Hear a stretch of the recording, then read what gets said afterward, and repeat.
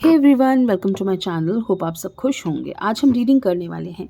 आपके पार्टनर के साथ आप नो कॉन्टैक्ट सिचुएशन में हैं, आप दोनों की बातचीत बंद है। तो क्या रीज़न रहा कि वो आपको छोड़ के चले गए? ऐसा क्या रीज़न था कि उनको आपसे दूर जाना पड़ा? ठीक है, रीज़न देखते हैं। आज की जो रीडिंग है ये एक जनरल रीडिंग है, कलेक्टिव रीडिंग है, टाइमलेस है, सभी ज़ोडिक साइन वालों के लिए है, सभी एज ग्रुप वालों के लिए है, मेल फीमेल सभी के लिए है। आप कभी भी इस रीडिंग को देखेंगे आप इसे रेजोनेट कर सकते हैं। एंड अगर रीडिंग आपसे रेजोनेट होती है, वीडियो को लाइक करके क्लेम ज़रूर कीजिए। फर्स्ट टाइम मेरे चैनल पे आए हैं, मेरे पेज पे आए हैं, तो ज़रूर सब्सक्राइब कीजिए, फॉलो कीजिए। ठीक है, तो चलिए हम कार्ड्स को शफल करते हैं और एंजल से प्रे करते हैं, ईश्वर से प्रे करते हैं कि वो हमें बताएं कि हमारे व्यूअर्स के पार्टनर उनसे दूर गए, इसका रीज़न क्या रहा। First card is page of cups, second card is eight of wands, third eight of swords, okay, the fool, ठीक है, seven of pentacles, chariot and eight of pentacles. Energy of the deck, ace of swords.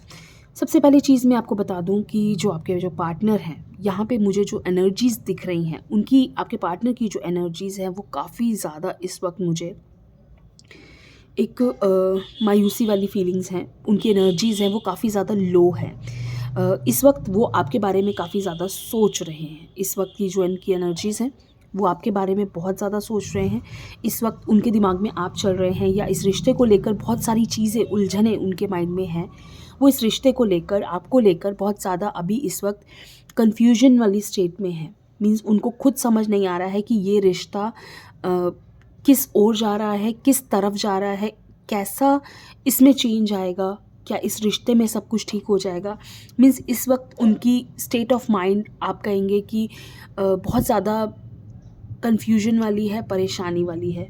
ठीक है, देखते हैं reason क्या रहा कि वो आपसे दूर गए। ठीक है, आपसे दूर जाने का जो सबसे बड़ा रीज़न था, मुझे यहाँ लगता है कि आप दोनों की लाइफ की जो, मुझे यहाँ लग रहा है कि दोनों ही इस वक्त ऐसी स्टेट में थे कि शायद वो अपनी फ्रस्ट्रेशन एक दूसरे पे निकाल रहे थे।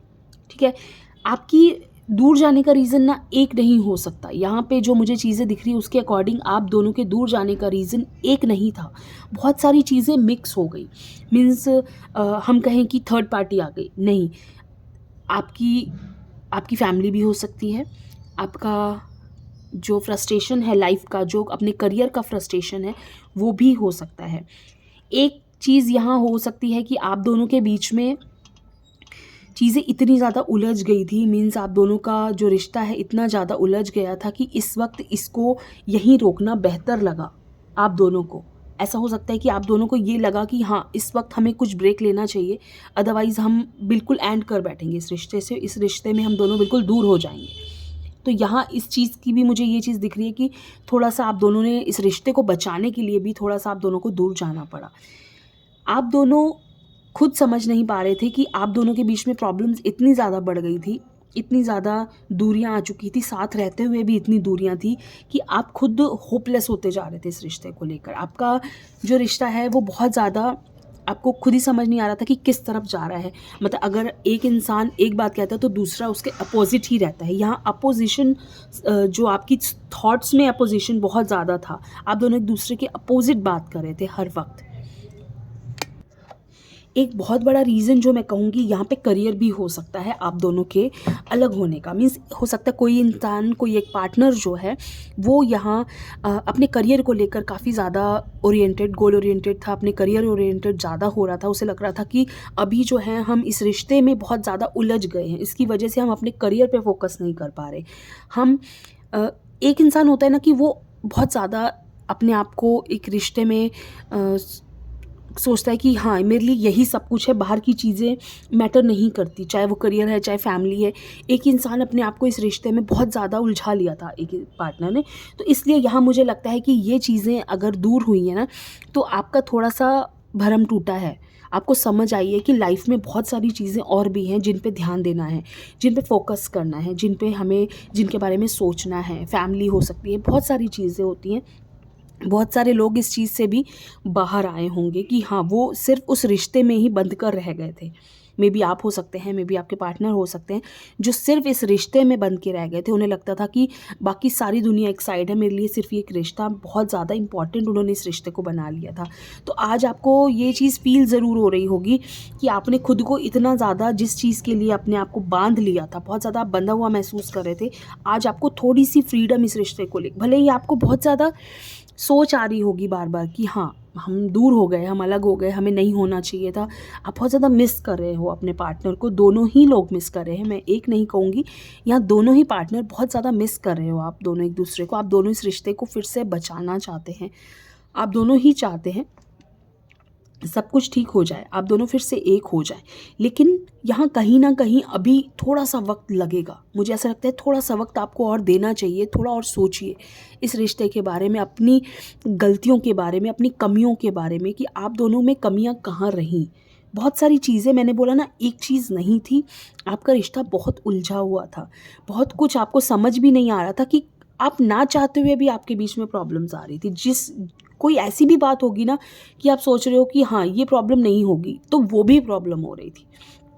अब जो है आपके पार्टनर काफ़ी ज़्यादा आपको लेकर ओवर प्रोटेक्टिव हो रहे हैं। अब उन्हें लग रहा है कि शायद उन्होंने आपसे दूर जाके गलती की। तो मैंने बोला ना आपको थोड़ा सा इस रिश्ते को अभी वक्त और देने की ज़रूरत है। अपने उस इंसान को ये रियलाइजेशन होना चाहिए कि वो आपसे दूर होके उन्होंने गलती की।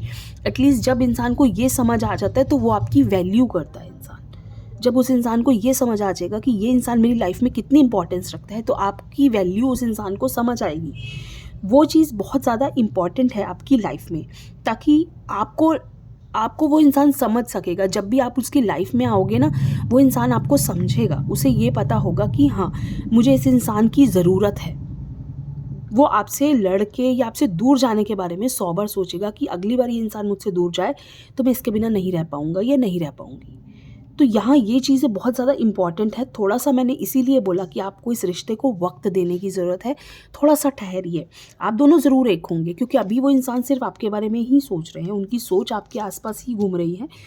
तो वही चीज़ है, इम्पॉर्टेंट यही है कि उनको सोचना चाहिए आपके बारे में, और आपको भी उनके बारे में सोचना चाहिए कि उस इंसान की आपकी लाइफ में क्या वैल्यू है। तो डेफ़िनेटली ये रिश्ता बहुत खूबसूरत हो जाएगा।